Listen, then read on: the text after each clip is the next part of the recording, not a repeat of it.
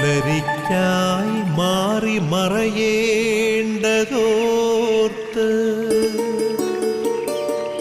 ചന്ദ്രനക്ഷത്രാദികൾ വിതുമ്പുമ്പോൾ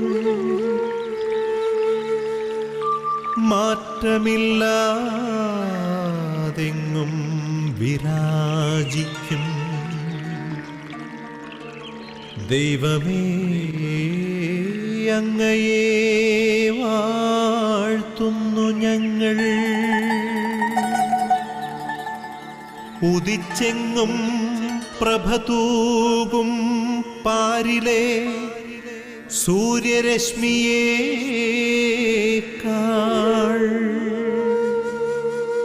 പ്രശോഭിച്ചെന്നും പ്രസാദമേകുന്ന ദൈവമേ, അങ്ങേ മഹിമാവെത്ര മനോജ്ഞം. Goodness T V നിങ്ങൾക്കായി ഒരുക്കുന്ന ഈ വചന ശുശ്രൂഷയിലേക്ക് പ്രേക്ഷകരും ശ്രോതാക്കളുമായ നിങ്ങളെല്ലാവരെയും സ്നേഹപൂർവ്വം സ്വാഗതം ചെയ്യുന്നു.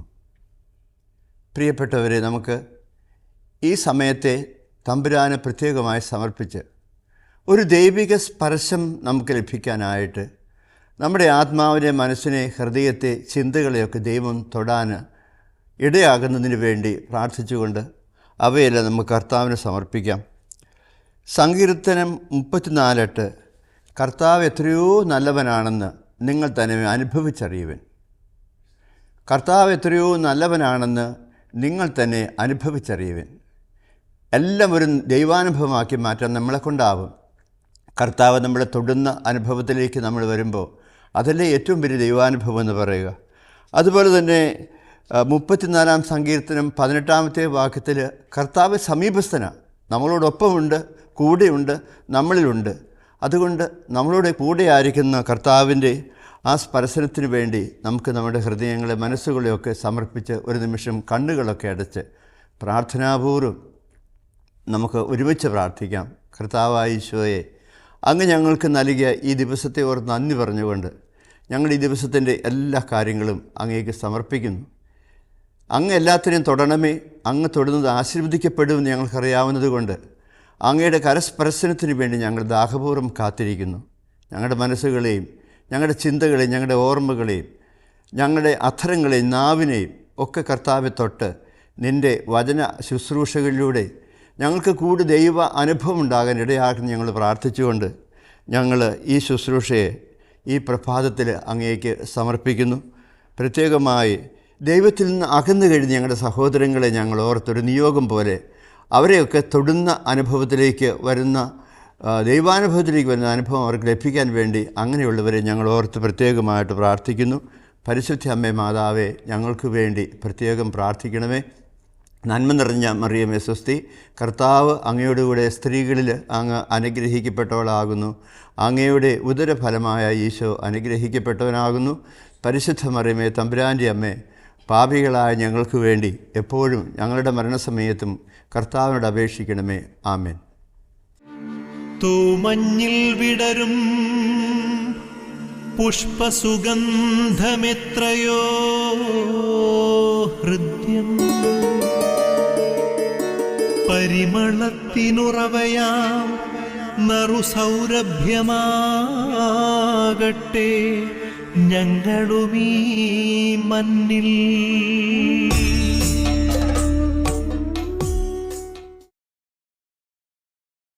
പ്രിയപ്പെട്ടവരെ, നമ്മളിന്ന് ധ്യാനത്തിനും ചിന്തയ്ക്കുമൊക്കെ എടുക്കുന്ന വചനഭാഗം മത്തായിയുടെ സുവിശേഷം 20-ാമത്തെ അധ്യായത്തിൽ 29 മുതലുള്ള വചനങ്ങൾ കാണുന്ന 2 ഭാഗങ്ങളാണ്.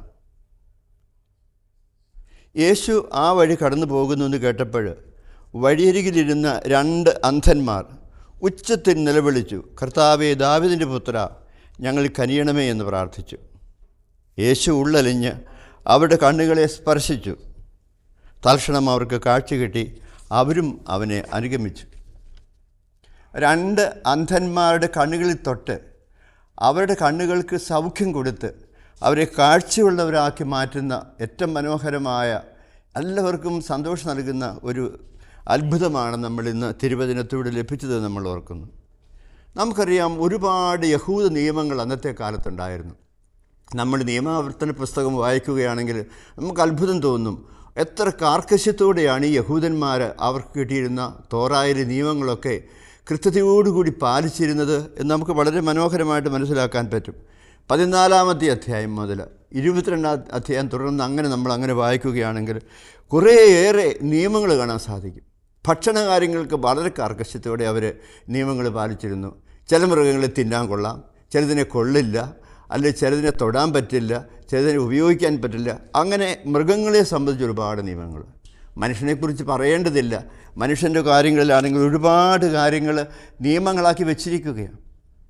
ഒരു മകൻ അപ്പനെയും അമ്മയെ അനുസരിക്കാത്തവനായിട്ടുണ്ടെങ്കിൽ അവനെ കല്ലെറിഞ്ഞ് കൊല്ലണം പോലും, അതിനുള്ള അനുവാദം പോലും നിയമം നൽകുകയാണ്.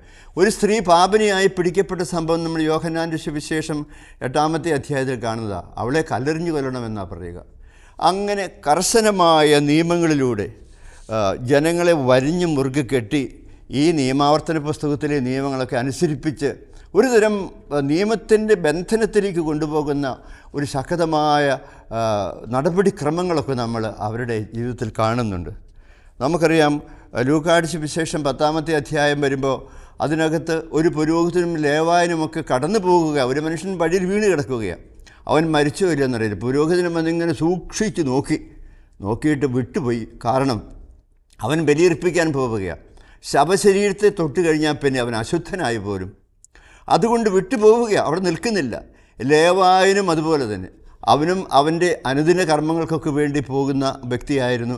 പക്ഷേ മരിച്ചവനെ തൊട്ടുപോയാൽ അവനും അശുദ്ധനാകും. നോക്കണേ, മനുഷ്യന് കിട്ടാവുന്ന ശുശ്രൂഷകളെ പോലും അല്ലെങ്കിൽ ജീവനെ രക്ഷിക്കേണ്ട ശുശ്രൂഷകളെ പോലും മാറ്റിവെച്ചിട്ട് നിയമങ്ങൾ അനുസരിക്കുന്ന ഈ ജനത്തിൻ്റെ ജീവിതത്തെയൊക്കെ നമ്മൾ കാണുന്നുണ്ട്.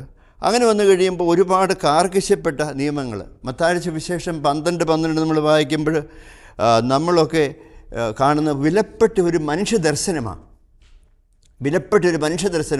ക്രിസ്തുവിൻ്റെ ജീവിതത്തിൽ നമ്മൾ കണ്ടെത്തുക.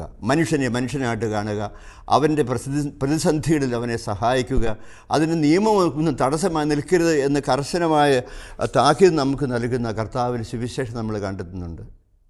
ഞാൻ ഓർക്കുന്നുണ്ട്, സെമിനാരിയിൽ ചേർന്നൊരു കാലം, വീട്ടിലെ വളരെ സ്വതന്ത്രമായ അവസ്ഥയിൽ നിന്ന് ഒരു സെമിനാറിലേക്ക് വന്നു കഴിഞ്ഞപ്പോൾ ഞങ്ങൾ കുറേ പേരുണ്ട്. ആദ്യത്തെ വർഷം സെമിനാരിയിൽ ചേർന്നവർ വന്നപ്പോഴേ അവിടെ ഒരു വില്ലനുണ്ട്. എന്നാണെന്നറിയാമോ? മണിയടി. എല്ലാ കാര്യത്തിലും എഴുന്നേക്കാൻ മണി, ഭക്ഷണത്തിന് മണി, പ്രാർത്ഥിക്കാൻ മണി, കുളിക്കാൻ മണി, കളിക്കാൻ മണി എന്ന് വേണ്ട എല്ലാ കാര്യത്തിനും കൃത്യതയോടുകൂടി മണി അടിക്കും. ആ മണി അനുസരിച്ച് ജീവിച്ചോണം. ഒരു നല്ല വൈദികനായിട്ട് ഒരുപാട് ആത്മാക്കളെ രക്ഷിക്കണമെന്ന തീവ്രമായ ആഗ്രഹം കൊണ്ട് ഈ നിയമങ്ങളൊക്കെ അന്ന് വളരെ കൃത്യതയോടുകൂടി പാലിച്ചു എന്ന് ഞാൻ ഓർക്കുകയാണ്. അതിനകത്ത് ഒരിക്കലും ഉൾക്കൊള്ളാൻ പറ്റാത്ത ഒരു നിയമം പോലെ പണ്ട് കണ്ടത്, അതായത് വീട്ടിലൊക്കെ ആണെങ്കിൽ നമ്മൾ കുട്ടികളൊക്കെ എങ്ങനെയാണ് തോളെ കൈയിട്ടൊക്കെ നടക്കും, അല്ലെങ്കിൽ കൂട്ടുകൂടി നടക്കും. അതിനൊന്നും അന്ന് പ്രശ്നം ഉണ്ടായിരുന്നില്ല. അതേ സെമിനാരി വന്നു കഴിഞ്ഞപ്പം എറ്റിക്കറ്റ് ആൻഡ് മാനേഴ്സ് എന്ന് പറഞ്ഞ ഒരു വിഷയം പഠിക്കും. അതൊരു വിഷയമെന്ന് തോന്നുന്നില്ല. റെക്ടർസൻ വന്നിട്ട് ആ സെമിനാരിയിൽ പാലിക്കേണ്ട നിയമങ്ങളുടെയൊക്കെ കാർക്കശ്യം ഒട്ടും വിട്ടുകളയാതെ എഴുന്നേൽക്കുമ്പോഴും അതിനുശേഷവും ക്ലാസ്സിലും അല്ലാത്തപ്പോഴും പഠിക്കുമ്പോഴും സ്റ്റഡി ടൈമിലുമൊക്കെ പാലിക്കേണ്ട നിയമങ്ങളെക്കുറിച്ചൊക്കെ കൃത്യതയോടെ പറഞ്ഞു തരുമായിരുന്നു.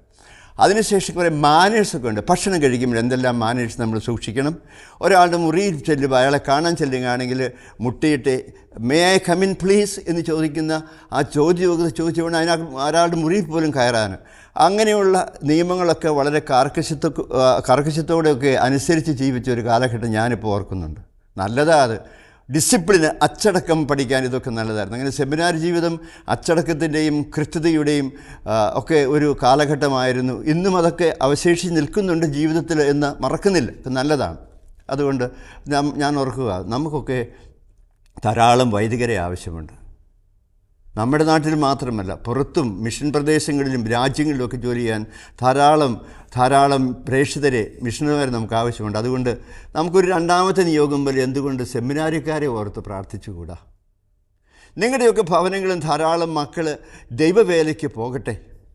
അപ്പോൾ അങ്ങനെയുള്ളവരെ പ്രോത്സാഹിപ്പിക്കുകയും അവർക്ക് വേണ്ടുന്ന പോസിറ്റീവായിട്ടുള്ള കാര്യങ്ങളൊക്കെ പറഞ്ഞു കൊടുത്ത് നമ്മുടെ മക്കളെയൊക്കെ ആ നിലയിലേക്കൊക്കെ വളർത്തിക്കൊണ്ട് വരിക നമുക്ക് ആവശ്യമാണ്. അതൊരു രണ്ടാം നിയോഗം പോലെ നമുക്ക് ഈ ശുശ്രൂഷയിൽ വയ്ക്കാം. നമ്മൾ കാണുന്നത് കർത്താവിനെ നമ്മൾ വളരെ ക്ലോസ് ആയിട്ട് നമ്മൾ പഠിക്കുകയാണെങ്കിൽ ഇന്നത്തെ ഹ്യൂമനിസ്റ്റുകൾക്കൊക്കെ അപ്പുറം നിൽക്കുന്ന ഒരു വ്യക്തിയായിരുന്നു കുറിച്ച് നമുക്ക് കാണാൻ സാധിക്കും. മനുഷ്യനോടുള്ളൊരു കൺസേൺ, മനുഷ്യ ജീവിതത്തോടുള്ളൊരു ആദരവ്, മനുഷ്യനെ സ്നേഹിക്കുന്ന സ്നേഹത്തിൻ്റെ തീവ്രത, അവനെതിരായി നടക്കുന്ന ഓരോ കർമ്മത്തെയും അനീതിയായി അക്രമമായി വിളിച്ചു പറയാനുള്ള ധൈര്യം, ഇതെല്ലാം നമ്മൾ ക്രിസ്തുവിൽ കാണുന്നുണ്ട്. ഒരു ഹ്യൂമനിസ്റ്റാണെന്നൊക്കെ പറയാല് വല്ലാത്തൊരു മനുഷ്യ ദർശനം. ആര്യ മനുഷ്യൻ ഇത്തിരി കൂണുപോൽ കയറി നിൽക്കുന്ന ഈ പ്രപഞ്ചമേൽക്കോരയിൽ നിന്നൊക്കെ വയലാറിന് ചില പാട്ടല്ല കവിതകളൊക്കെ ഉണ്ട്. അപ്പോൾ മനുഷ്യൻ്റെ മഹത്വം പ്രഖ്യാപിക്കുന്ന ഇന്നത്തെ ഹ്യൂമനിസ്റ്റിൻ്റെ പോലും അടിവേര് നമ്മൾ കാണുന്ന ക്രിസ്തുവിലാണ്. മനുഷ്യനോടുള്ള സ്നേഹത്തിൻ്റെ, ആദരവിൻ്റെ, ബഹുമാനത്തിൻ്റെ ഒരു ദർശനം, ഒരു മനുഷ്യ ദർശനം നമ്മൾ കർത്താവിൽ കണ്ടെത്തുകയാണെന്ന് നമുക്ക് പറയാൻ പറ്റും. അപ്പോൾ ഈ ദർശനത്തിലൂടെയാണ് നമ്മളിന്ന് 2 അന്ധന്മാരെ വന്നപ്പോൾ അവരെ കർത്താവ് തൊടുകയാണ്. അവരന്ധന്മാരാണ്, ജനിച്ചത് അന്ധന്മാരായിട്ടാണോ പിന്നീട് അന്ധത ബാധിച്ചാണോ നമുക്കറിഞ്ഞുകൂടാ. ഏതായാലും ആ 2 മനുഷ്യർ, ദുർഭകരായ മനുഷ്യർ വന്നപ്പോൾ അവർ അകലെന്ന് വിളിച്ചു പറഞ്ഞു, കർത്താവായ യേശുവേ ഞങ്ങൾക്ക് കനിയണമേ. അവൻ അവരെ അടുത്ത് വിളിച്ചിട്ട് അവരുടെ കണ്ണുകളിൽ തൊട്ടു എന്നാണ് പറയുക. കണ്ണുകളിൽ തൊടുകയാണ്. തൊടാൻ ആർക്കും അന്നത്തെ കാലത്ത് അവകാശമില്ലാതിരുന്നൊരു കാലത്ത്, സുഖപ്പെടുത്താനാണെങ്കിൽ പോലും കർത്താവ് അവരെ തൊട്ടു. അതുപോലെ തന്നെ നമ്മൾ ലൂക്കായുടെ സുവിശേഷം 17-ാമത്തെ അധ്യായത്തിലെ 14-ാമത്തെ വാക്യം നമ്മൾ വായിക്കും, നമ്മൾ കാണും അവൻ ശവമഞ്ചത്തെ തൊടുകയാണ്. മരിച്ചവനെ തൊടരുത് എന്ന് പറയുന്ന ആ നിയമത്തിനപ്പുറം ഒരു വിധവയുടെ മകൻ മരിച്ചുപോയി, അവനെ ഉയർപ്പിക്കാൻ വേണ്ടി അവനെ പോയി തൊടുകയാണ് ചെയ്യുക.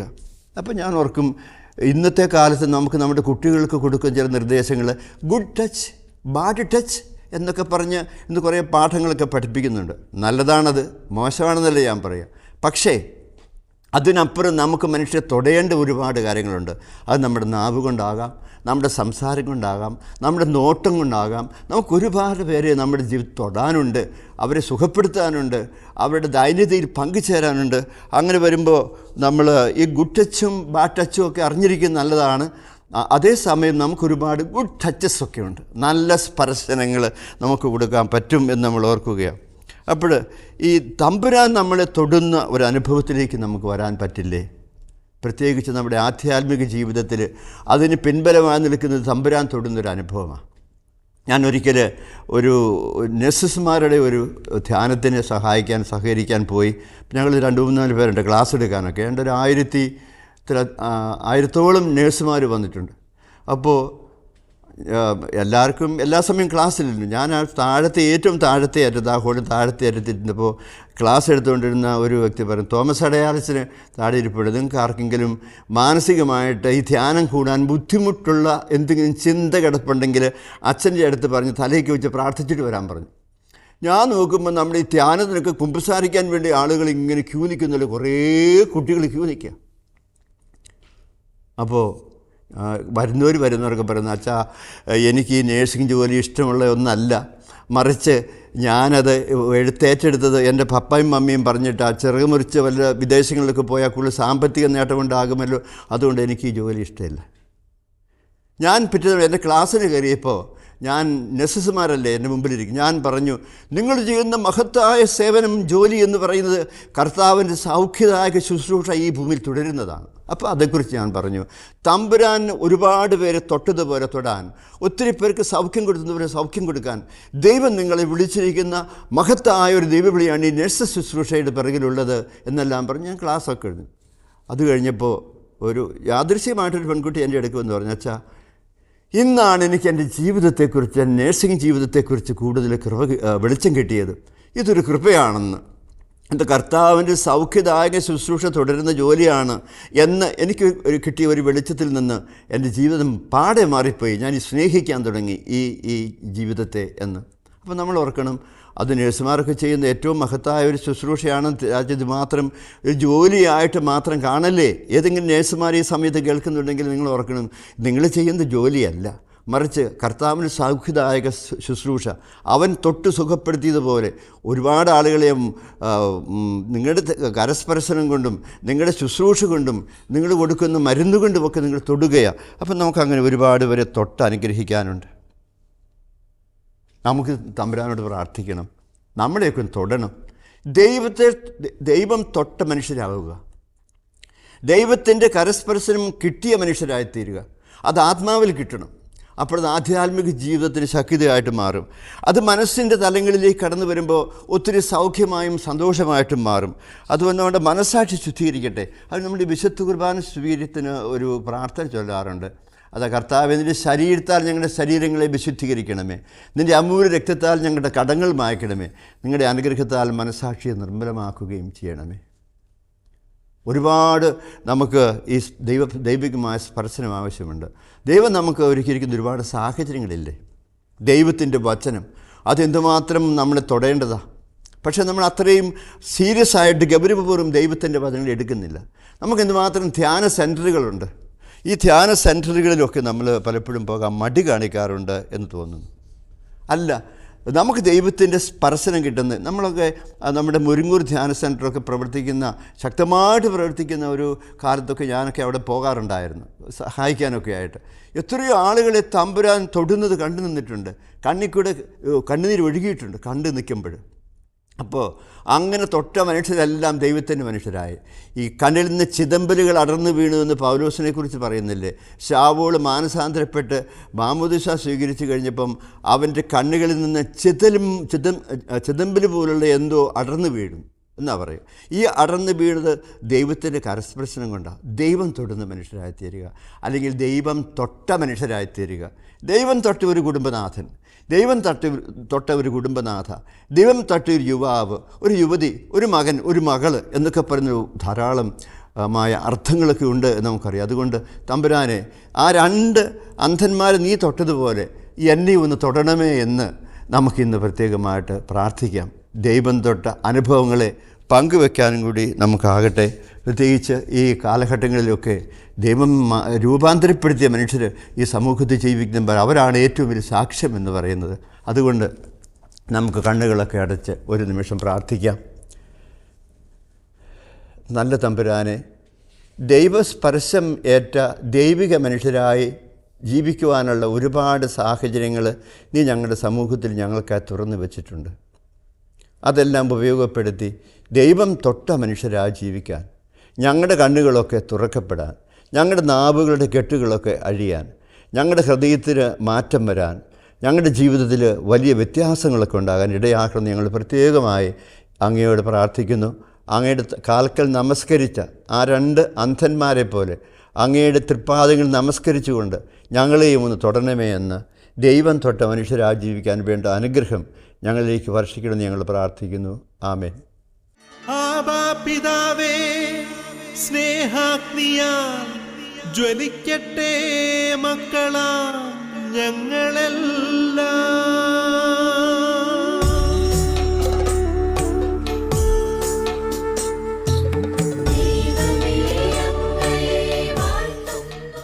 സഹോദരങ്ങളെ, നമുക്കൊരു നിമിഷം പ്രാർത്ഥിക്കാം. ഒത്തിരി മാധ്യസ്ഥത്തിൻ്റെ വ്യക്തികൾ നമ്മുടെ മുമ്പിലുണ്ട്. നമുക്ക് പരിശുദ്ധ അമ്മയെ ദൈവം നമുക്കും ഈശോയ്ക്കും ഇടയിലുമുള്ള മധ്യസ്ഥയായി തന്നിരിക്കുന്നത് കൊണ്ട് അമ്മയുടെ മാധ്യസ്ഥ നമുക്ക് പ്രത്യേകമായിട്ട് പ്രാർത്ഥിക്കാം. നമുക്കൊക്കെ മാമോദീസ സ്വീകരിച്ചപ്പോൾ ഒരു വിശുദ്ധനെ അല്ലെങ്കിൽ വിശുദ്ധയെ തന്നിട്ടില്ലേ? ആ വിശുദ്ധൻ്റെ അല്ലെങ്കിൽ വിശുദ്ധയുടെ മാധ്യസ്ഥ നമുക്ക് പ്രത്യേകമായിട്ട് പ്രാർത്ഥിക്കാം. നമ്മളെ കാക്കുന്ന കാവൽമാലാഖമാർ നമുക്കുണ്ട്. അവർ നമ്മളെ എല്ലായിടത്തും എല്ലായ്പ്പോഴും കാത്ത് സംരക്ഷിക്കാൻ ഇടയാക്കണമേ എന്ന് നമുക്ക് പ്രാർത്ഥിക്കാം. നമ്മുടെ പ്രാർത്ഥനകൾ അർഹിക്കുന്ന ഒരുപാട് മനുഷ്യരുണ്ട്. മരിയ കൂടാരങ്ങളിൽ വസിക്കുന്ന നമ്മുടെ സഹോദരങ്ങളെ, അവരുടെയൊക്കെ ജീവിതങ്ങൾ, പ്രത്യേകിച്ച് നമ്മുടെ ശുശ്രൂഷകൾ, ഡിവൈൻ റിട്രീറ്റ് സെൻറ്ററിൻ്റെ ശുശ്രൂഷകൾ, ഗുഡ്നസ് ടിവിയുടെ ശുശ്രൂഷകൾ എല്ലാം അനേകരിലേക്ക് എത്തിച്ചേരാൻ, വിശുദ്ധീകരണത്തിൻ്റെ വഴികൾ തുറക്കപ്പെടാൻ നമുക്ക് പ്രത്യേകമായിട്ട് പ്രാർത്ഥിക്കാം. നമ്മുടെ പേരിൻ്റെ കാരണഭൂതനായ വിശുദ്ധൻ്റെ മാധ്യസ്ഥം പ്രാർത്ഥിച്ചുകൊണ്ട്, നമ്മുടെ ഇടവകയുടെ മധ്യസ്ഥൻ്റെ നാമം ഓർത്തുകൊണ്ട്, ആ വിശുദ്ധൻ്റെ അല്ലെങ്കിൽ വിശുദ്ധയുടെ കരങ്ങളിലൂടെ നമ്മുടെ എല്ലാ പ്രാർത്ഥനകളും യാതനകളും നമുക്ക് ഈശോയ്ക്ക് സമർപ്പിക്കാം. ഈ ശുശ്രൂഷയിലൂടെ ദൈവം നമുക്ക് നൽകുന്ന കൃപ നമുക്ക് മാത്രമല്ല എല്ലാവർക്കും ഒരനുഗ്രഹമായി തീരാൻ, ഈ ശുശ്രൂഷയുടെ മഹത്വം എല്ലാവരും ഗ്രഹിച്ച് എല്ലാവരും ഇതിലേക്ക് വന്ന് പങ്കുചേരാൻ ഇടയാക്കണമെന്ന് നമുക്ക് പ്രത്യേകമായിട്ട് പ്രാർത്ഥിക്കാം. ഒരു ജപമാലയെങ്കിലും ചൊല്ലി നമുക്ക് ഈ ശുശ്രൂഷയെ മഹത്വപ്പെടുത്താനായിട്ട് കർത്താവിനോട് പ്രത്യേകമായിട്ട് പ്രാർത്ഥിക്കാം. പ്രത്യേകമായിട്ട് പ്രാർത്ഥിക്കേണ്ട ഒരു മേഖല പരിശുദ്ധയുടെ മാധ്യസ്ഥം വഴിയായിട്ട് നമ്മുടെ മരിയൻ കൂടാരങ്ങളിൽ വസിക്കുന്ന ആളുകൾക്കൊക്കെ വേണ്ടി, ഇതിനോട് പങ്കുചേരുന്ന എല്ലാ ശുശ്രൂഷകർക്കും വേണ്ടി ഒരു ജപമാലയെങ്കിലും ചൊല്ലി നമുക്ക് എന്നും പ്രത്യേകമായിട്ട് പ്രാർത്ഥിക്കാം.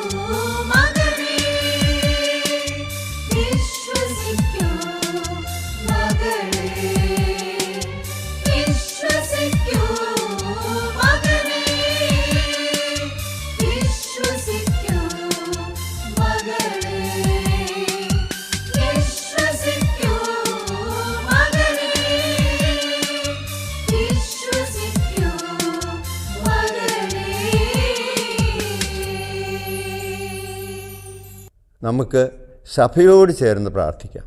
പരിശുദ്ധ മാർപ്പാപ്പായുടെ നിയോഗങ്ങളെ നമുക്ക് ഓർമ്മിക്കാം.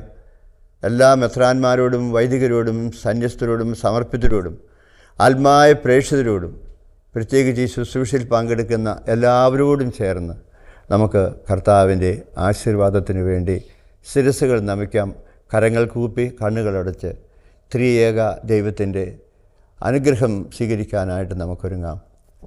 കർത്താവായ ഈശോ മിശിഹായുടെ കൃപയും പിതാവായ ദൈവത്തിൻ്റെ സ്നേഹവും പരിശുദ്ധാത്മാവിൻ്റെ നിറവും എല്ലാ നന്മകളും അനുഗ്രഹങ്ങളും നിങ്ങളോടുകൂടി ഉണ്ടായിരിക്കട്ടെ, ഇപ്പോഴും എപ്പോഴും എന്നേക്കും.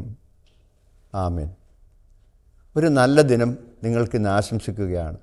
കർത്താവ് നമ്മളെ തൊട്ട അനുഭവങ്ങൾ നിറഞ്ഞ ഒരു നല്ല ദിവസമായിരിക്കട്ടെ ഈ ദിവസം എന്ന് ആശംസിക്കുന്നു. ആമേൻ.